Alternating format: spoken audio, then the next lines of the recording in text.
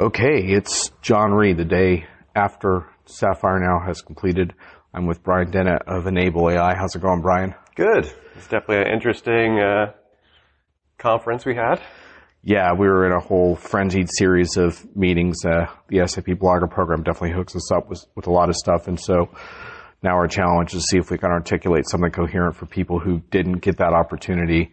For the listeners who wish this was the usual Dick Hirsch wrap-up, well, Dick's already on a plane back home, and it's not happening. But Brian has some super interesting stuff to share. He spent a lot of time in the machine learning space. We're going to do two podcasts. This one is the conference review, and then we're going to do another one that's going to talk a little more about his work with Enable AI and the kinds of machine learning and AI problems they are tackling. So hopefully my backup recording is working well enough for you listeners to enjoy. So, okay, Brian, so we had a bunch of meetings from the keynote stages. The really big things were obviously the C4 HANA announcement, which is essentially SAP trying to redefine CRM in a HANA context. And then the overarching theme is the intelligent enterprise, which is how all the pieces of SAP's vision of where things are going fit together, which also includes the Leonardo component, which is an area that you're especially interested in, obviously, because that's where SAP sort of puts a lot of the AI and machine learning stuff. Absolutely. And that's an interesting aspect because last year was the announcements really focused more on Leonardo, and this year they were trying to sort of put Leonardo in the context of everything else.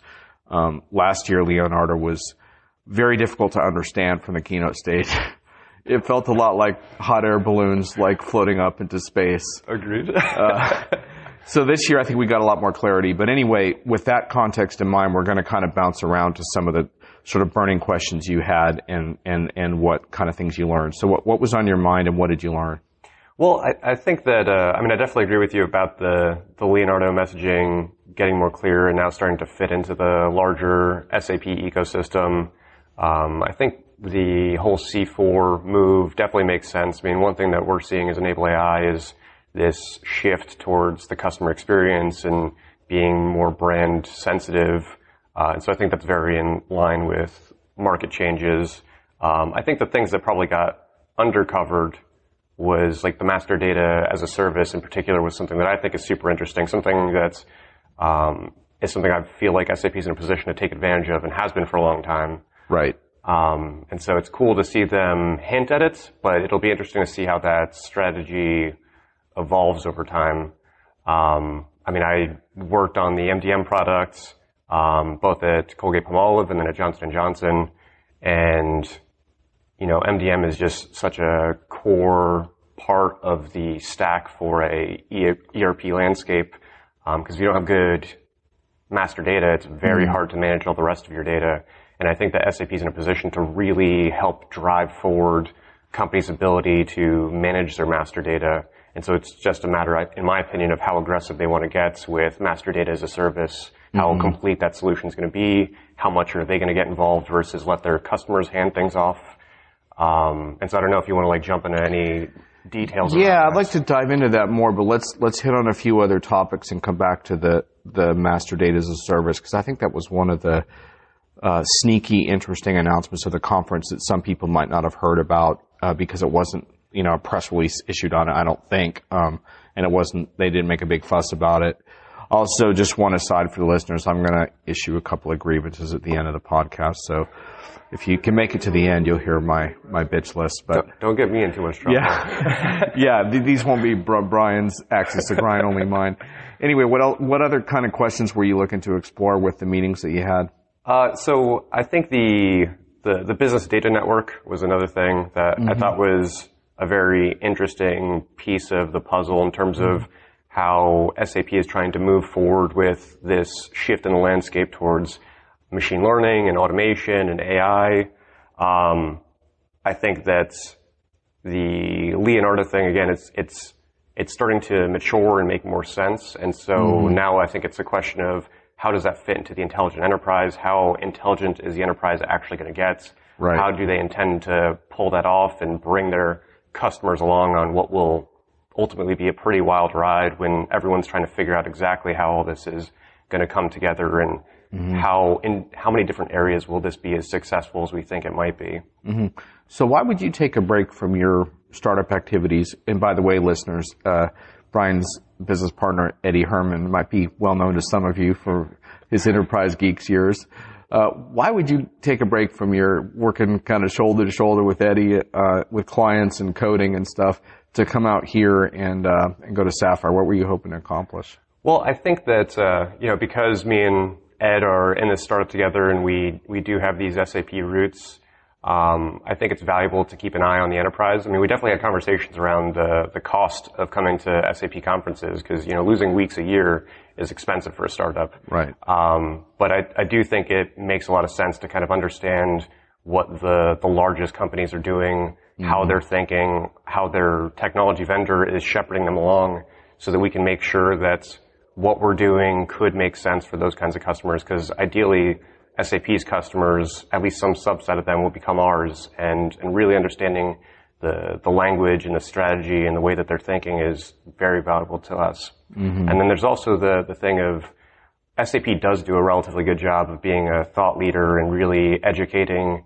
their customers, and so if I think of the SAP customer as a step ahead of the average business, then I think it's valuable for us to have those conversations with them to understand where other businesses are lagging behind and how to maybe help them along on this journey of understanding machine learning and the shifts in the technology dynamics right now. That makes sense. So let's look especially for a minute at Leonardo and how it fits into the intelligent enterprise view, because I think that's something I think listeners would really want to understand. So from a Leonardo perspective, how do you see Leonardo now versus, you've been to past SAP conferences where this was announced and such.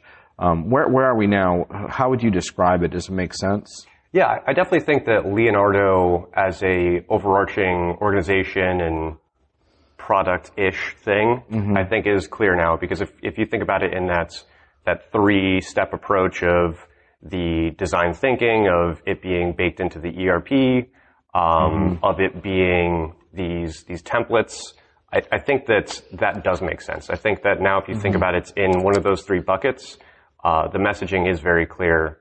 And I think that Leonardo makes a lot of sense in terms of the intelligent enterprise, because when it comes to machine learning, and data science in general, like the whole bucket of AI, there is a lot of experimentation. You can't just get away with assuming here is the end goal, here's the solution, this is the exact roadmap we'll take to get there. Things are a little bit more fuzzy in that space. And so Leonardo, I think, makes a lot of sense in terms of giving SAP the flexibility to hear the customer voice, see the customer problem space, experiment within that, find solutions, and then bring those back to the mothership and bake some of that in order to allow their entire customer base to enjoy the fruits of that labor. Yeah, and I think there is one interesting trick in terms of understanding that. So the three areas that they really defined in the keynote were ways of consuming Leonardo. One was when it was embedded in SAP. In other words, when it's applicable to all customers. And that's sort of part of the intelligent enterprise theme, right? Is that you want your apps.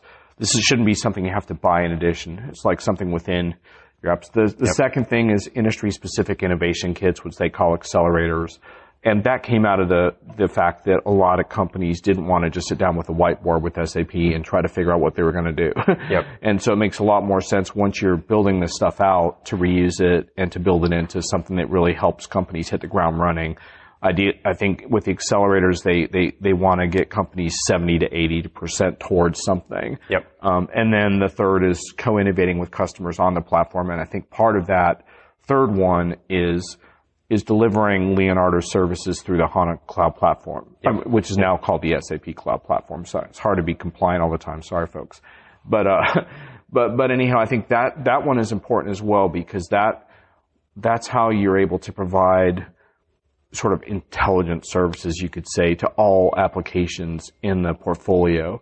You might not be able to rewrite every single application in the same way. So now you can have a central area in the cloud platform to serve all kinds of existing applications or even new apps, partner apps, Right. You guys might build something and consume a Leonardo service, for example. One can hope. Yeah. So does that generally make sense? Do you think that's a good approach? Or? I do think it's the right approach, especially with all these emerging technologies that they do have under the umbrella of Leonardo, because everyone really is still trying to kind of figure out how these things fit in. And just like one thing I think a lot of people miss in the dialogue is that when you think about machine learning products, the average model, the global model, is oftentimes not going to be a good fit because how many businesses actually look average? Right. And so if you think about the Leonardo package where it's 80% done, that last 20% is probably taking what they know of as average and learning how to rebuild it for what's actually your business. And I'm sure in cases like IoT, you have the same kind of thing. Everyone's supply chain looks a little bit different. Everyone's intelligent manufacturing setup looks a little bit different. And so if you think about, hey, I know roughly how all these pieces need to fit together, and now the 20% of effort is just customizing that for your flavor of it, all of that, in my opinion, makes a ton of sense.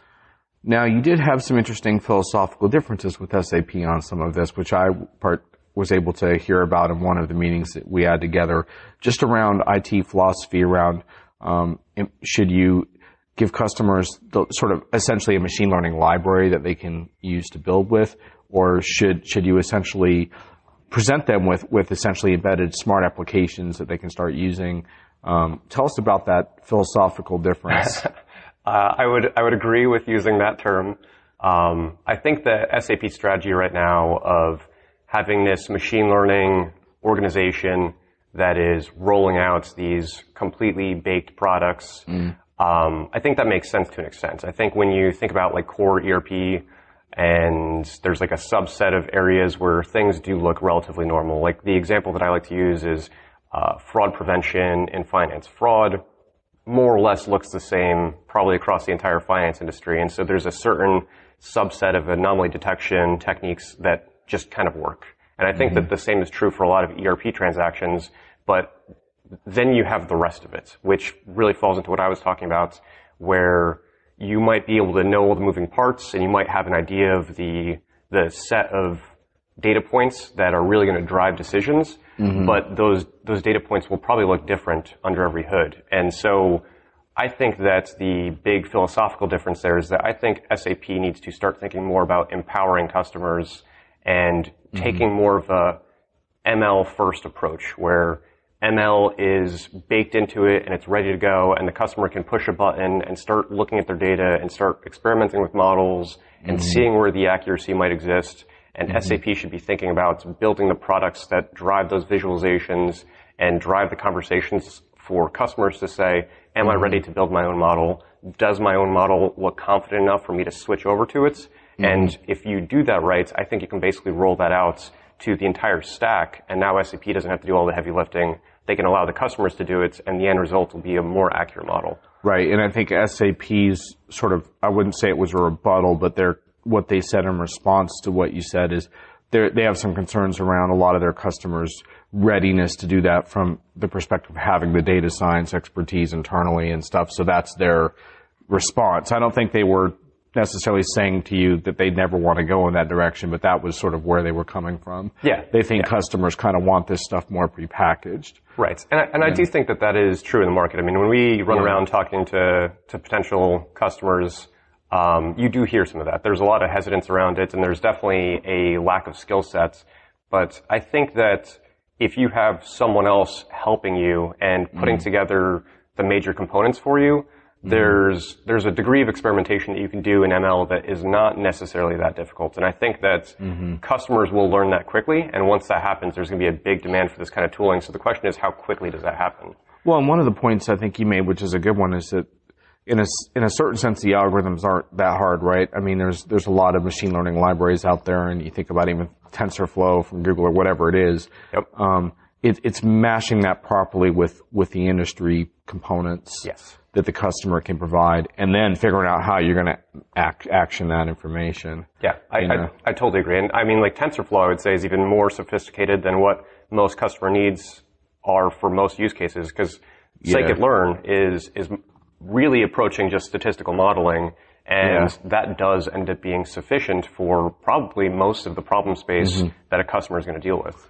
And I think the other area SAP should legitimately focus on in terms of presenting it embedded is more in the robotics process automation aspect, which is sometimes lumped into AI as a whole, but the notion that more and more of these workflows should be automated, right? Like that a lot of the daily drudgery of running an ERP system, whether it's issuing invoices or reconciling various accounts or whatever it is, there's a lot of so-called smart automation that can be put into all of your processes. And I think that's a really good focus for SAP. But to your point, I think what's interesting over time is that I do think more and more companies are going to want to have internal abilities to create smart applications. And some of that may be internal data scientists, but in general, it's the ability to create those kinds of applications. Usually they're customer facing in some way, or they have a predictive element, or they're tied to things like predictive maintenance on the shop floor or whatever. Yep. I think it's largely a matter of IT philosophy.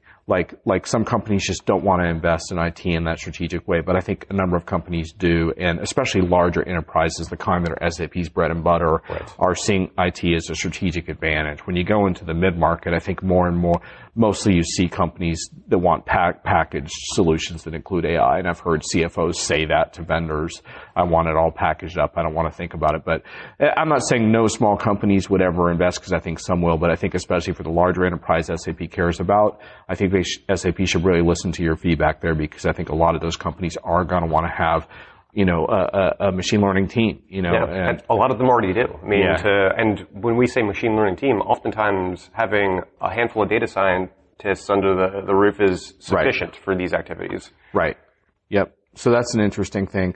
The other thing we may want to comment on just a little bit that fits into this whole picture is SAP's, one of the bigger announcements of the conference was the SAP Cloud Platform, general availabilities. There was one with Azure, also Google Cloud Platform, and then private hosting with IBM, a private instance of SAP Cloud Platform on IBM. It was kind of announced all as like a kind of package of cloud announcements. I found a lot of that refreshing, because that ability to provide choice to customers around where they want to run stuff.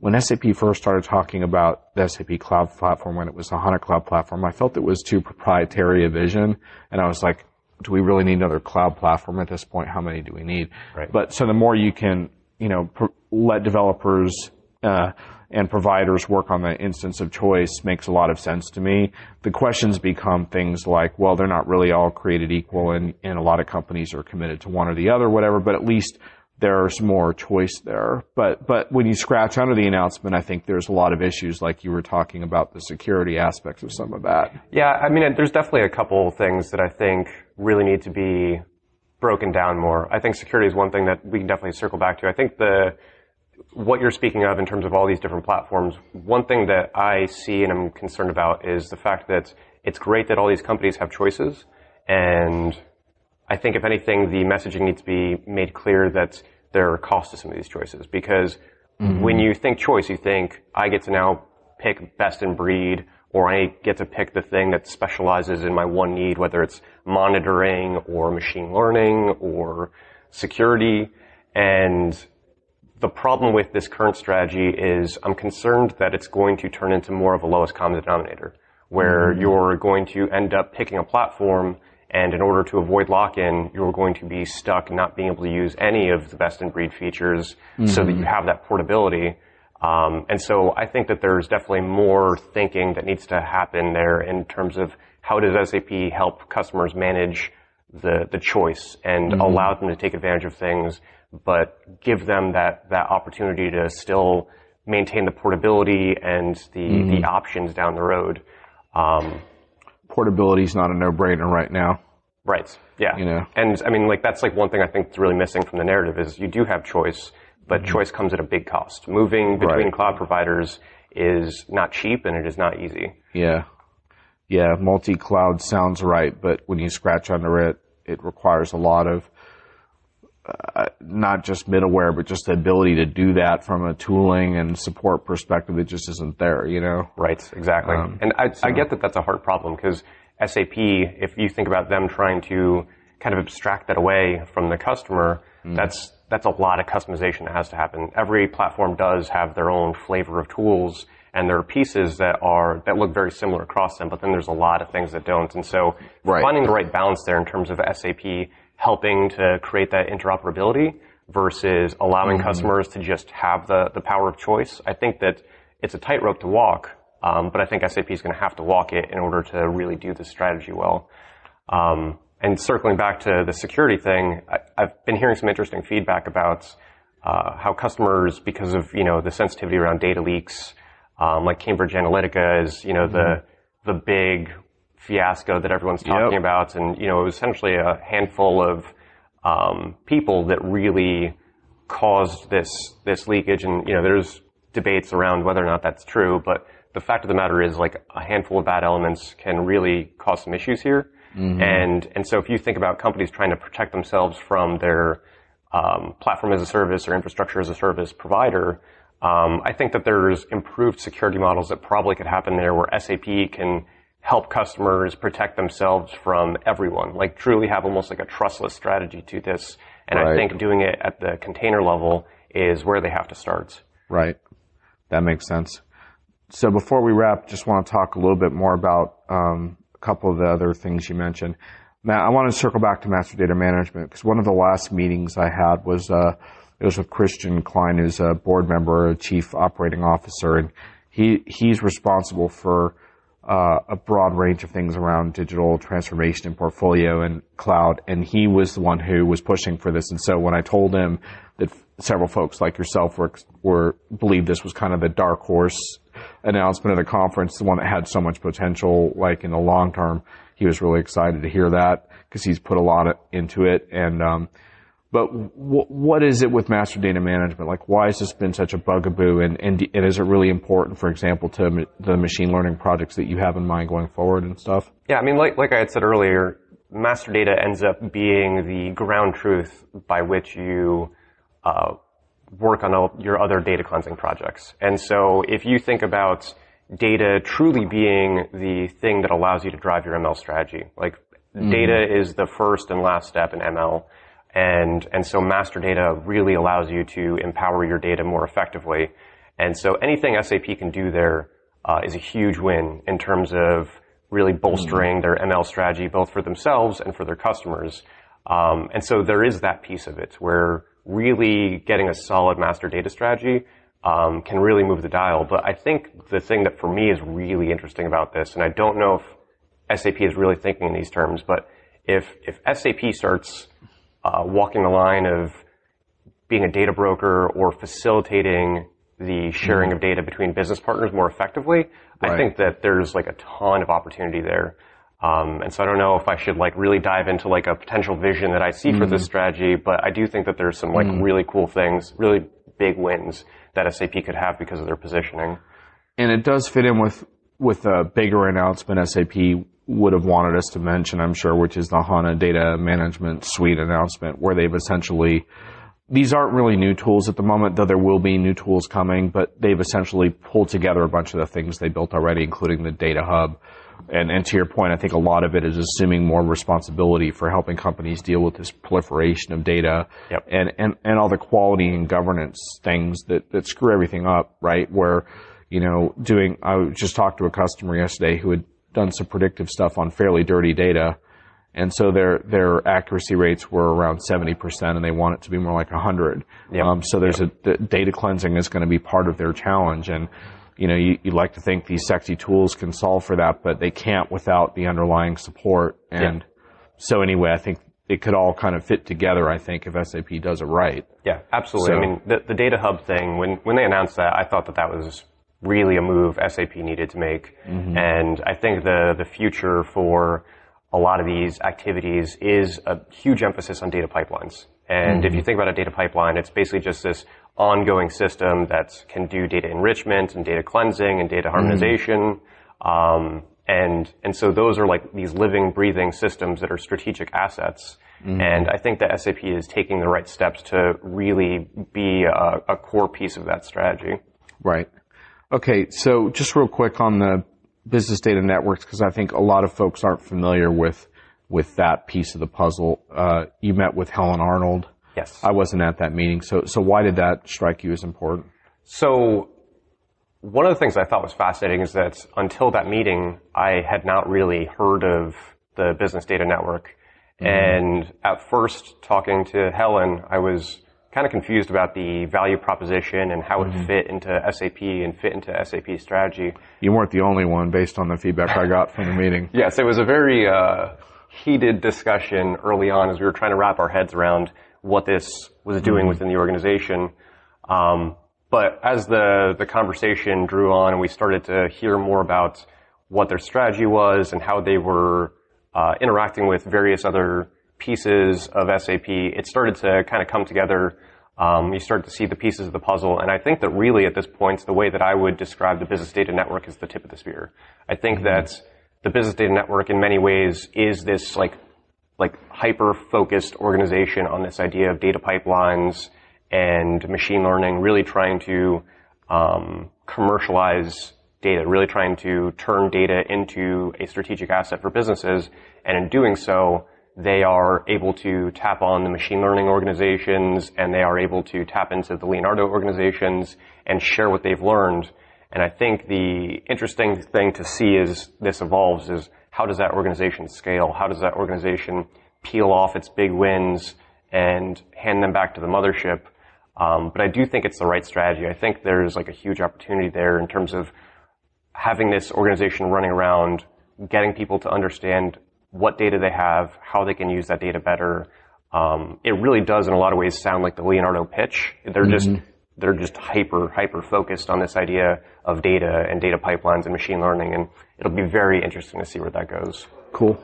All right, well, let's wrap up. Before we do, for those who have made it to the end, I'm going to give you a little bit of juicy content here. I want to give you a couple of gripes, one of which is that my buddy Simha is SAP mentor. He's ERP Prof on Twitter, ERP PROF. I asked him, where are your students? He used to bring students here every year.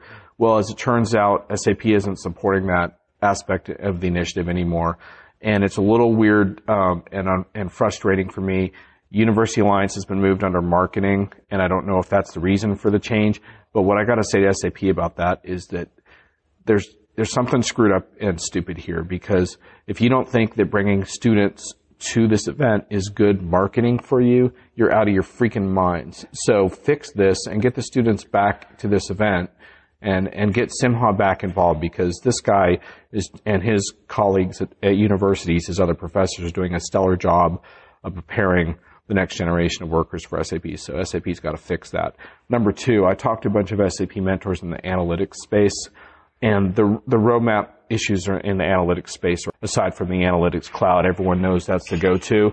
And the SAP analytics team needs to engage much more significantly with these mentors around this, many of whom are customers or work closely with customers. So you got to get on that too.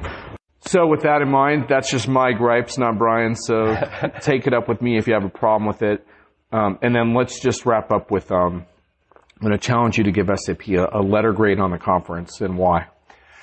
Ooh, you're putting me on the spot there. Yeah. And not for your own, because let's just be clear in terms of the program that Stacy Fish runs for us and the access we get and the executives and their level of engagement with us. You got to give it an A+ or at least an A. Yeah. But just in general, for like putting yourself in the attendee mindset, what would you give?